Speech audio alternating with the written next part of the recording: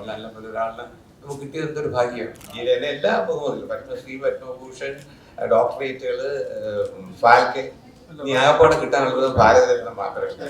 പെട്ടെന്ന് എന്റെ റിലീവ് ചെയ്യും. അപ്പൊ പറയാൻ വന്നിട്ട് പെട്ടെന്ന് വരികയാണ്. ഇത് നമ്മുടെ 4ാമത്തെ ഫംഗ്ഷനാണ്.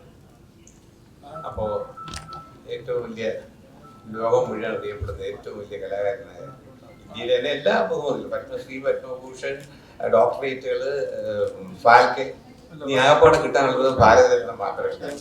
ഇങ്ങനെ ഒരാളെ കുറിച്ച് കേട്ടോ സംസാരിക്കുമ്പോൾ ഞാൻ ഒരു 55 വർഷം പുറകിലേക്ക് പൊക്കോട്ടെ. 2 minutes. ഞാൻ മോഡൽ സ്കൂളിൽ നിന്ന് 10ാം ക്ലാസ് പാസ്സായി ഇറങ്ങിയപ്പോൾ നാടകത്തിൽ best actor, arts club secretary ഒക്കെ ആയിരുന്നു. അത് കഴിഞ്ഞപ്പോൾ 7 കുട്ടികൾ വരെയാണ് നാടകത്തിൽ അഭിനയിക്കുന്നത്. പിറ്റേ ദിവസം വരാൻ പറഞ്ഞു. അങ്ങനെ വെളൂർ കൃഷ്ണൻകുട്ടി സാറിന്റെ കമ്പ്യൂട്ടർ ബോയ് എന്നുള്ള നാടകം എൻ്റെ വീട്ടിൽ വെച്ച് തന്നെയാണ് റിഹേഴ്സല്.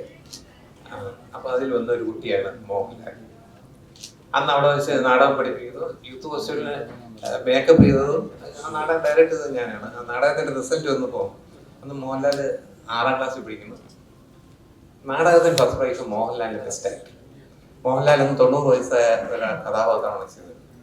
ഞാൻ അവിടെ നിന്ന് ഓടി രക്ഷപ്പെട്ടു. കാര്യം സ്ഥിരം യൂത്ത് ഹോസ്റ്റലിന് പ്രൈസ് കിട്ടുന്ന 10ാം ക്ലാസ്സുകാർക്ക് ഇത് 6ാം ക്ലാസ്സിൽ പഠിക്കുന്ന ഒരു കുട്ടി വാങ്ങിച്ചോണ്ടെന്ന് പറയുമ്പോൾ അതൊരു എല്ലാവരെയും ഞെട്ടിപ്പിക്കുന്ന ഒരു സംഭവം.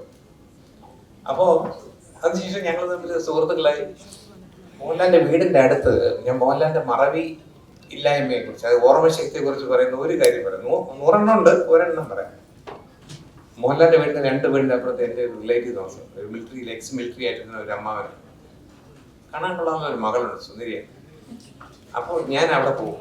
ആ വീട്ടിൽ നിന്ന് ഒലിച്ചിറങ്ങിയിട്ട് തിരിച്ച് മോഹൻലാലിനെ കണ്ട് സംസാരിച്ചിട്ട് ഒരു ദിവസം ഒരു ക്ലിപ്പ് ക്യാമറ കൊണ്ട് ഞാൻ 2 ഫോട്ടോയൊക്കെ എടുത്ത് അതിന്റെ പ്രിന്റ് കൊണ്ടുവന്ന് വഴി എൻ്റെ എന്നുള്ളത് അന്നൊരു വെപ്രാളുള്ളതുകൊണ്ട് ഈ ഫോട്ടോ വഴി വീണു. അത് വഴി കണ്ട ആരും എടുത്ത് മോഹൻലാലിന്റെ വീട്ടിൽ കൊണ്ട് കൊടുത്തിട്ടു. അങ്ങനെ ആ വീട്ടിൽ ചെന്നപ്പോഴത്തേക്കും ആ കുട്ടിയുടെ അച്ഛൻ എന്ത് തുടങ്ങി, കതിർ മണ്ഡപത്തിന് മകളുടെ കൈ പിടിച്ച് കതിർ മണ്ഡപത്തിന് 3 വലം വെച്ച് ഇവൾ കന്യകയാണ് എന്ന് പറയണമെങ്കിൽ ആ അച്ഛൻ ഒരുപാട് ഡ്യൂട്ടികൾ ചെയ്യേണ്ടായിരുന്നു. രാജു, നീ തൽക്കാലം പോ എന്ന് പറഞ്ഞ് എന്നെ ഇറങ്ങി. ഞാനത് മറന്നു പറഞ്ഞു. അതിനുശേഷം 10-30 വർഷം കഴിഞ്ഞ് ഇപ്പോഴും ഏതെങ്കിലും ഒരു കല്യാണത്തിന് ഒപ്പം ലാലൻ അടുത്തിരിക്കുന്ന എന്നെ ചുരണ്ടിട്ട് എന്റെ ചെവിയിലോട്ട് പറയും, മകളുടെ കൈ പിടിച്ച് കടൽ മണ്ഡപത്തിന് 3 വലം വെച്ച് ഇവൾ കന്യകാണെന്ന് പറയണമെങ്കിൽ അച്ഛൻ ഒരുപാട് ഡ്യൂട്ടികൾ ചെയ്തിട്ടാണ്. രാജു, ഇവിടെ എണീറ്റ് പോ. അത് അദ്ദേഹത്തിന്റെ ഒരു ഓർമ്മശക്തിയെ കുറിച്ച് ഞാൻ പറയുന്നുണ്ട്. പിന്നെ ഈ പറഞ്ഞ എല്ലാവർക്കും അറിയാം, അന്ന് 80s അദ്ദേഹവും ഇതേപോലെ മദ്രാസ് വന്ന് പടങ്ങളിൽ അഭിനയിച്ച് ഇത്രയും വലിയൊരു പൊസിഷനിൽ എത്തിയിട്ടില്ല. അതൊക്കെ ഞാൻ പറഞ്ഞില്ല, ഞാൻ എപ്പോഴും പറയാറുണ്ട്. കൂടെ എത്തിക്കൊണ്ട് പറയുന്നതല്ല, ഇല്ലാത്തപ്പോഴാണ് അധികവും പറയുന്നത്.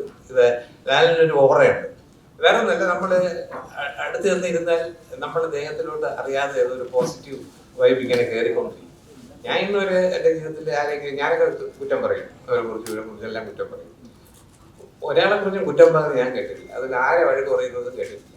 ഏറ്റവും അടുത്ത് എനിക്ക് ഒരു ഫ്രണ്ടാണ്, എന്നെ പോലും ഇന്നുവരെ ഒരു കാര്യത്തിൽ ഒരു വഴക്ക് പറഞ്ഞിട്ടില്ല. അതാണ് പുള്ളി ഒരു പ്രത്യേകതയാണ്. ഈ സിനിമയിൽ കാണുന്ന പോലെയല്ല, ആള് വളരെ എല്ലാവരും പറയുന്നത്. എനിക്ക് തോന്നുന്നില്ല ഈ മോഹൻലാൽ എന്നുള്ള വ്യക്തിക്ക് ലോകത്ത് എവിടെയെങ്കിലും ഒരു ശത്രു ഉണ്ടോ, ഒരിക്കലും ഉണ്ടാവില്ല. സാധാരണ ഒരാൾ വേറെ വലിയ പോസ്റ്റിൽ എത്തുമ്പോൾ എവിടെയെങ്കിലും ഒക്കെ ചില ശത്രുക്കളോ അസൂയാലുകളും, ആർക്കും അസൂയയില്ലാത്ത ഒരാളാണ്. അങ്ങനെയുള്ള മോഹൻലാലിനെ കുറിച്ച് ഇവിടെ നിന്ന് പറയുകയാണെങ്കിൽ അദ്ദേഹത്തിനെ കുറിച്ചുള്ള കഥകൾ പറയുകയാണെങ്കിൽ തന്നെയും ഒരുപാടുണ്ട്. പക്ഷെ ഇന്നത്തെ ഈ സംഭവത്തിന് വന്നത് വളരെ നല്ല സന്തോഷമാണ്. മോഹൻലാലിന്റെ ബർത്ത്ഡേക്ക് ഏതോ 10ഓളം ബർത്ത്ഡേ ദിനത്തിൽ അദ്ദേഹത്തിന്റെ കൂടെ പങ്കെടുക്കാൻ എനിക്ക് ഭാഗ്യമുണ്ട്. കഴിഞ്ഞ വർഷം ഇതുപോലെ ബർത്ത്ഡേ പിറ്റേ ദിവസം തുടരും, കഴിഞ്ഞ വർഷം തുടരും എന്നുള്ള പടത്തിന്റെ ഫംഗ്ഷൻ ചെയ്യുമ്പോൾ ഇതുപോലെ എനിക്ക് സംസാരിക്കാനൊരു ഭാഗ്യം കിട്ടി. ആലോചന പിന്നെ പ്രിയന്റെ പടങ്ങള്, കിരീടം, കുറെ പടങ്ങളുടെ സെറ്റിൽ തന്നെ ഉണ്ടായിട്ടുണ്ട്. ഇന്ന് നമുക്ക് നമ്മുടെ ഇന്നത്തെ ഈ ഒരു 80 മദ്രാസ് മെയിലിന്റെ ഏറ്റവും വലിയൊരു ഗ്ലാമർ മാത്രമല്ല, നമ്മുടെ എല്ലാം ഭയങ്കര ആഗ്രഹമാണ്. എല്ലാവർക്കും സംബന്ധിച്ചിടത്തോളം അവരുടെയൊക്കെ മുമ്പിൽ ഒരു ദൈവ പ്രത്യക്ഷ പ്രശ്നമായിട്ട് മോഹൻലായിരുന്നത്. ഇത്രയും ഞാൻ നോക്കിയിട്ട് എൻ്റെ ഈ ജീവിതത്തിലെ സ്റ്റഡീസിൽ സിനിമയിൽ ഒരുപാട് പേരെ കണ്ടു വളർന്നതല്ലേ. എൻ്റെ കൂടെ എന്താ പറയാ ജോലി ചെയ്തൊരു തന്നെ 10-4000 പേര് മരിച്ചു വരും. അമ്മ എന്നുള്ള സംഘടന തുടങ്ങിയിട്ട് 135-140 പേര് മരിച്ചു വരും. 94 തുടങ്ങിയ സംഘടന. അപ്പൊ എന്തുമാത്രം പേര് നമ്മളെ വിട്ടുപോയിട്ടുണ്ട്. ഇപ്പൊ ഞാനത് പറയാൻ കാര്യം എന്ന് വെച്ച് കഴിഞ്ഞാല് പറയാൻ കാര്യം എന്ന് പറഞ്ഞാൽ എന്തോ ഒരു കാര്യം പറയാൻ വിട്ടുപോയി.